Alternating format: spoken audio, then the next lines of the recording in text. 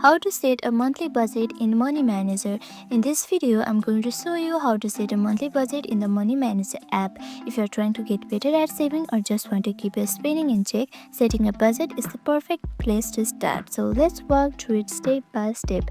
First, launch the app on your phone.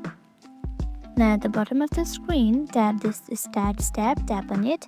This is where you will find your financial insights. Look for the category and tap on it. Now once you tap on it, you can set budget right here.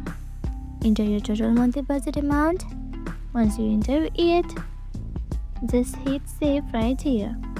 Once your budget is set, you can now see how much you have spent so far this month. You can see how much it's remaining, and you can also see the visual indicators like progress bars or charts showing your spending compared to your budget. You can see it right here. And that's it. With your monthly budget set in Money Manager, you are now ready to take control of your spending and stick to your financial goals.